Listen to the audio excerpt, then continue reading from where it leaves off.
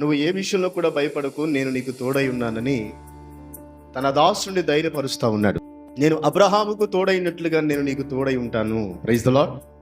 అబ్రహామును ఏ రీతిగా అయితే నడిపించానో, శత్రువుల మధ్య సురక్షితంగా ఉంచానో, నేను నిన్ను అబ్రహామును ఎలైతే కాపాడానో, అబ్రహాముకు ఎలైతే తోడై ఉన్నానో, నేను నీకు కూడా తోడై ఉండి నీకు ఎటువంటి అపాయం జరగకుండా నేను నిన్ను కాపాడుతాను, నువ్వు భయపడకుండా ధైర్యంగా వెళ్ళు అన్నాడు. Praise the lord.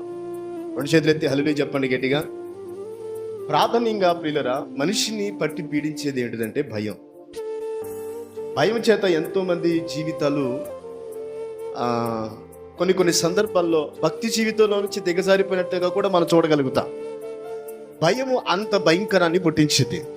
కనుక దేవుని యందు విశ్వాసం ఉంచి దేవుని చేత నడిపించబడుతున్న వారు ఎవరైతే ఉన్నారో, ఏ విషయంలో కూడా భయపడటానికి మనము తావు ఇవ్వకూడదు. Praise the Lord. ఒకటే అనాలి, దేవుని బిడ్డలం గనక సమస్తమును దేవుడే చూసుకుంటాడు అనే మాట అనాలి. Praise the Lord. ఎవరైతే ఆ మాట వాడతారో, ఎక్కువగా ఆ వాడుక భాష నేర్చుకుంటారో, వారి జీవితాల్లో దేవుడు ఎప్పుడు తోడై ఉండి వారి ఎదుట ఉన్నటువంటి ప్రతి బాధను, ప్రతి శత్రుత్వాన్ని దేవుడు తొలగించి, దేవుడు వారి మార్గాన్ని ఏం చేస్తాడో తెలుసా, మంచి మార్గంగా మార్చి సమాధానంతో, నెమ్మదితో దేవుడు ఆ వ్యక్తులను దేవుడు నడిపిస్తాడు. Praise the lord.